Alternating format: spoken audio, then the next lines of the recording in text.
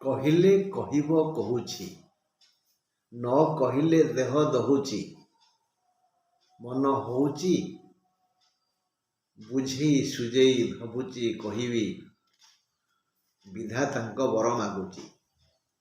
ହେ ବିଧାତା, ମୋର ଶ୍ରୋତାବନ୍ଧୁମାନଙ୍କୁ କଲ୍ୟାଣ କରନ୍ତୁ। ସର୍ବେ ଭବନ୍ତୁ ସୁଖିନଃ, ସର୍ବେ ସନ୍ତୁ ନିରାମୟା, ସର୍ବେ ଭଦ୍ରାଣି ପଶ୍ୟନ୍ତୁ ମା କଶ୍ଚିତ୍ ଦୁର୍ଭାବଃ।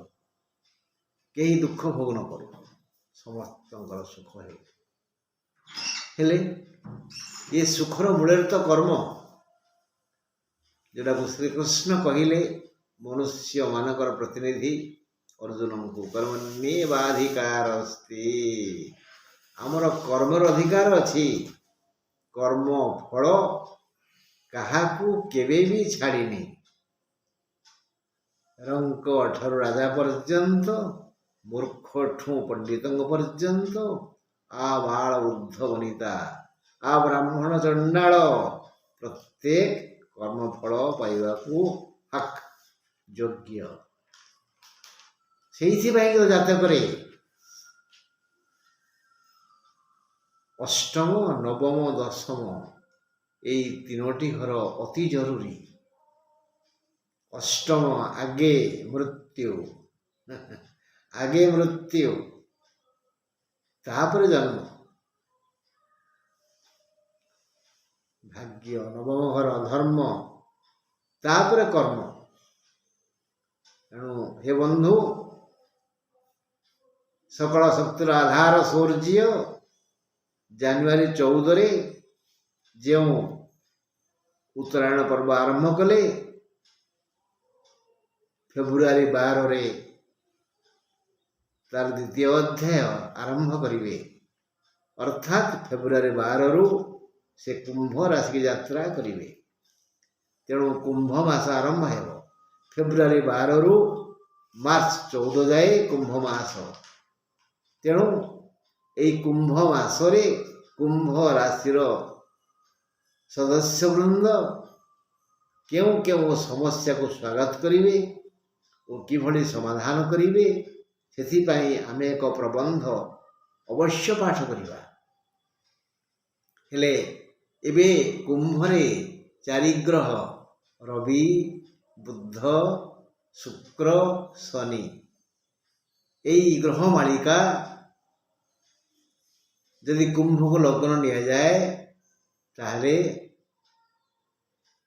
ସପ୍ତମ ଘରକୁ କୁମ୍ଭ, ମୀନ, ମେଷ, ବୃଷ, ମିଥୁନ, କର୍କଟ, ସିଂହ, ସିଂହକୁ ମାନେ ସପ୍ତମ ଘରକୁ 4 ଗ୍ରହଙ୍କର ଦୃଷ୍ଟି ଅଛି।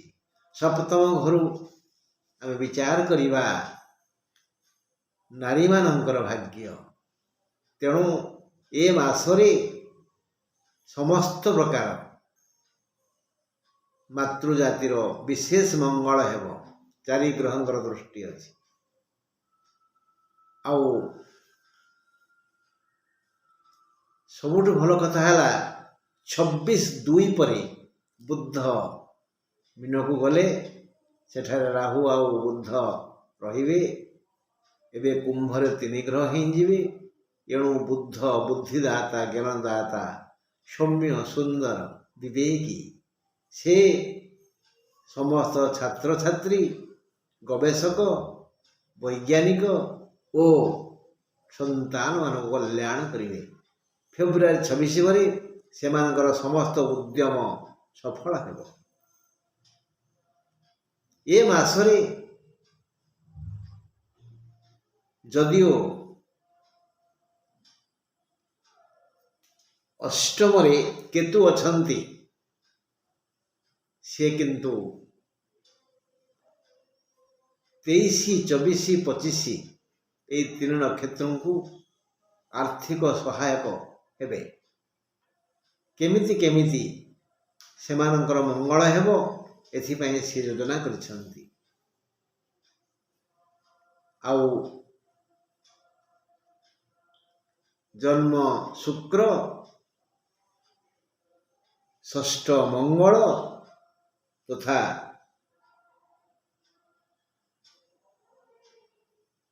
जन्म शुक्र षष्ठ मंगल और द्वितीय बुध ये मासरे आर्थिक मानदंड को सुदृढ़ करेंगे।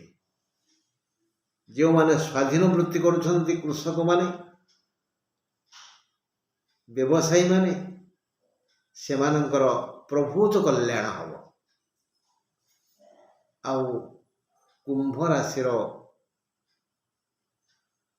जो दंपति मकर आउ कुंभ तांको भितरे शारीरिक समस्या देखादेव। तेणु ये जो समस्या आसीबो बा जो सुख आसीबो से विषय आमे बहु विचार विमर्श करिचे। ताकु नै एक संदर्भ लिखिचे, आसंतु सुनिबा।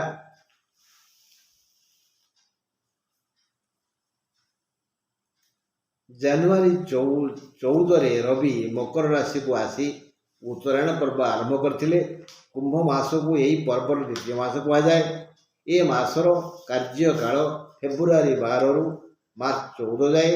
यही कुंभ मासरे कुंभ राशि रे रवि शनि शुक्र और बुध हेले कुंभ राशियों पाई एमाने किछि चिंता करुछंती कि ना नहीं एक आलोचना पाई आजिर प्रबंध कुंभ राशि।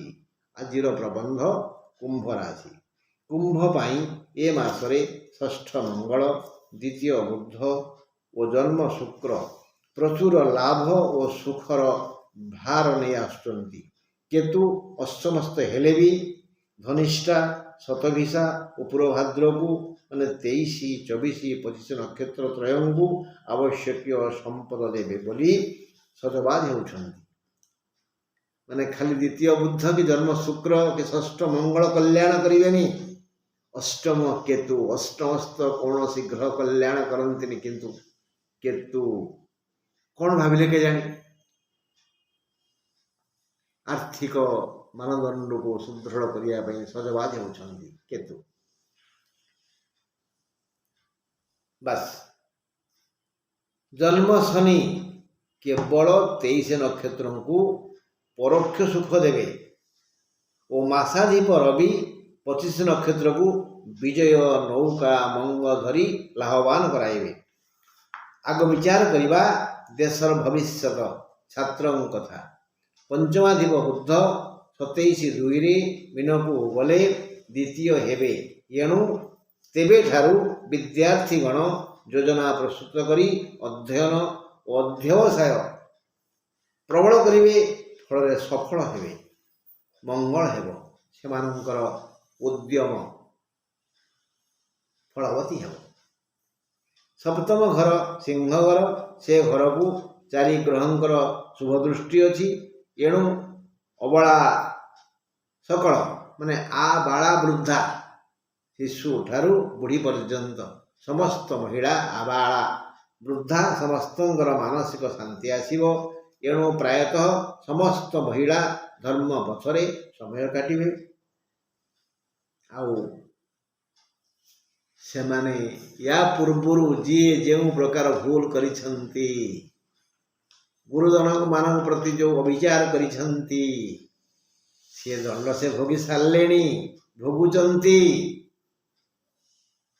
ये मासरे से कान मोड़िए ही नाक घसिकी निज भूल बुझे आउ जीवन सारा के भूल करें बोली शपथ करेंगे। किए जाने समय कह। एणु प्रायतः समस्त महिला धर्मपथरे समय काटिबे। देशर आर्थिक मेरुदंड मानदंड हेले बणिक श्रेणी वाणिज्य व्यवसायी। तेणु बणिक व्यवसायी वृंद को षष्ठ मंगल जन्म शुक्र लाभ सुख देवे। धन मान स्वास्थ्यर सुरक्षा देवे जहाँ फल सेमानंकर ग्राहक संख्या बढ़िबे जश बढ़िबो व्यवसाय बढ़िबो अभिवृद्धि हेबो। चतुर्थरे बृहस्पति एथिपाई पारिवारिक शांति व्याहत हेबो। बृहस्पति भल जगार नहांती जे परिवार रे किछि झमेला सृष्टि करिवे। अकस्मात परिवार भितरे नुआ नुआ समस्या सृष्टि हेबो मुंड टेकिबो। तेणु हे मोर भाई बंधु कुटुंब मोर विद्युत निवेदन ଚୁପ୍ ରହନ୍ତୁ। ଯଦି କେହି କହିଲା କହୁ ତ କହିବାକୁ ସୁଯୋଗ ଦିଅନ୍ତୁ, ପ୍ରତିବାଦ କରନ୍ତୁନି। ପ୍ରତିବାଦ କଲେ ଝଗଡ଼ା ହେବ। ଆମ ଘର ପରା, ପଡ଼ିଶା ନାକରେ କାଠି ପୁରେଇ ଛିଙ୍କିବେ, ତେଣୁ ସମ୍ଭାଳ ନେବା। ଯଦି ଆପଣ କର୍ମ କୁଶଳୀ, କର୍ମ ହିଁ ଭଗବାନ ବୋଲି ଭାବୁଛନ୍ତି, ତେବେ କର୍ମ କ୍ଷେତ୍ରରେ ସୁନାମ ଅର୍ଜନ ନିଶ୍ଚୟ କରିବେ। କର୍ମକୁ ଯିଏ ଭଲ ପାଆନ୍ତି, କର୍ମ ତାଙ୍କୁ ଏ ମାସରେ ପ୍ରବଳ ସୁଖ ଦେବ। କୃଷକ ପ୍ରଭୃତି ସ୍ୱାଧୀନ କର୍ମୀଙ୍କର ସମସ୍ତ ଯୋଜନା ଫଳବତୀ ହେବ। ବ୍ୟବସାୟୀ ନୂତନ ବ୍ୟବସାୟ ଆରମ୍ଭ କରିପାରନ୍ତି। କାହାକୁ ବି ବିଶ୍ୱାସ କରନ୍ତୁନି। ବହୁତ ଲୋକ ଆସି କୁକୁର ଭଳି ପାଖରେ ଲାଙ୍ଗୁଳ ଭଳି କୁଁ କୁଁ ହେବେ। ଯଦି ବିଶ୍ୱାସ କରି ଅର୍ଥ ଦେବେ, ସେ ଅର୍ଥ ବୁଡ଼ିଲା, ଫେରିବନି, ସାବଧାନ। ହେ କୁମ୍ଭ ରାଶିର ବନ୍ଧୁ, ଏ ମାସରେ କାହାକୁ କିଛି ଉଧାର ଦିଅନ୍ତୁନି, ଋଣ ଦିଅନ୍ତୁନି। ଦେଲେ ଗଲା। ଘର କଥା କୁହନ୍ତୁନି କାହାକୁ, ସବୁ ବିଗିଡ଼ିଯିବ। ଘରେ ସମସ୍ୟା ହେବ, କାହାକୁ କହିବେନି। କୌଣସି କାର୍ଯ୍ୟ ପାଇଁ ଦୂରଯାତ୍ରା କରିପାରନ୍ତି। ବାମ ଅଙ୍ଗରେ ସମସ୍ୟା ହେବ, ଭାରି କଷ୍ଟ ହେବ। ଶନିଙ୍କ ପାଇଁ ମନ ଆତଙ୍କିତ ହେବ। ରାହୁ ଦ୍ୱିତୀୟରେ, କେତୁ ଅଷ୍ଟମରେ। ନାନାବିଧ ଶତ୍ରୁ, ରୋଗ ଓ ଋଣ ଆପଣଙ୍କୁ ହଇରାଣ କରିପାରନ୍ତି। ଏଥିପାଇଁ ଏଇ ଯେଉଁ ଧନ ଦେବେ ମଙ୍ଗଳ, ବୁଧ, ଶୁକ୍ର, କେତୁ, ତାକୁ ଯଦି ଆପଣ କାନିରେ ଗଣ୍ଠି ପକାଇ ରଖିବେ ତ ଏ ବିପଦରେ ସାହାଯ୍ୟ କରିବ। ଯଦି ଖୋଲା ହାତରେ ରଖିଦେବେ ବାହାରେ କେଉଁଠି, ଭାଇ ବନ୍ଧୁ କୁଟୁମ୍ବକୁ ଦାନ କରିଦେବେ, ତାହେଲେ କ'ଣ କହିବେ, ପଣସ ଅଠା ହାତରୁ ଲାଗିବନି କି ହାତକୁ ଛାଡ଼ିବନି। ଏଥିପାଇଁ ରାମରକ୍ଷା କବଚ ସ୍ତୋତ୍ର ଘରେ ଶୁଣନ୍ତୁ ବା ପଢ଼ନ୍ତୁ। ଗ୍ରାମ ଠାକୁରାଣୀ ମନ୍ଦିରକୁ ସନ୍ଧ୍ୟାରେ ଯାଇ ସେଠାରେ ମୁଣ୍ଡିଆ ମାରି ତାଙ୍କର ପ୍ରାର୍ଥନାଟିଏ କରନ୍ତୁ। କିନ୍ତୁ ଆପତ୍ତି କରିବେନି ଏଇଟା ଦିଅ ବୋଲି। ଯଦି ସେଠି ସମସ୍ୟା ବିଷୟରେ ଅଭିଯୋଗ କରିବେ, ମା ରାଗିବ। କାରଣ ସିଏ ସର୍ବଜ୍ଞା, ସବୁ ଜାଣେ। ଜାଣିନାହାନ୍ତି, ବହୁ କାଳରୁ, ସୃଷ୍ଟି ଆରମ୍ଭରୁ ଆମର ପୂର୍ବପୁରୁଷ ପରା ଏହା ବିଚାର କଲେ। ବୋଇଲେ ପଶ୍ଚିମ ନାଇଁ, ଦକ୍ଷିଣ ପଟରେ ରଖିଲେ, ପଶ୍ଚିମ ଦକ୍ଷିଣ ପଟରେ ରଖିଲେ ଠାକୁରାଣୀକୁ, ଆଉ ଉତ୍ତର ଐଶାନ୍ୟ କୋଣ, ପୂର୍ବ କୋଣ ପାଖାପାଖି ରଖିଲେ, ଉତ୍ତର ଦିଗରେ ରଖିଲେ ଠାକୁରଙ୍କୁ। ସେ ହେଲେ ମହାଦେବ, ଦେବଦେବ ମହାଦେବ।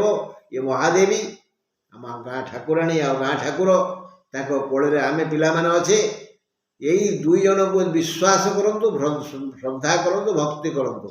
ହଁ ଭାଇ, ଏ କଥା ହେଉଛି କ'ଣ, ସନ୍ଧ୍ୟାରେ ତ ଯିବେ ଠାକୁରାଣୀ ମନ୍ଦିରକୁ, ସକାଳେ ଯିବେ ଶିବ ମନ୍ଦିରକୁ। ସେଠି ଯାଇ ଖାଲି ହାତରେ ମନ୍ଦିରକୁ, ଝିଅ ଘରକୁ, ଭଉଣୀ ଘରକୁ, ସମୁଦ୍ର କୂଳକୁ, ଗାଈ ଗୁହାଳକୁ ଖାଲି ହାତରେ ଯାଆନ୍ତିନି।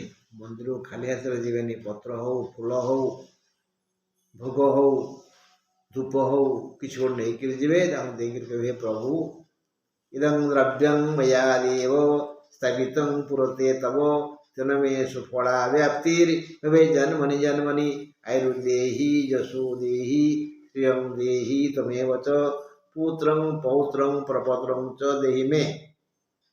ଦେବ ବା ଦେବୀ, ଦେହି ମେ ଦେବୀ ବା ଦେହି ମେ ଦେବ। ଓମ୍। କହିଲି ବନ୍ଧୁ, ଆଜି ପାଇଁ ଏତିକି। କାଲି ଯଦି ସୁଯୋଗ ଆସେ ମୀନ ରାଶି ବୋଲି କହିବା।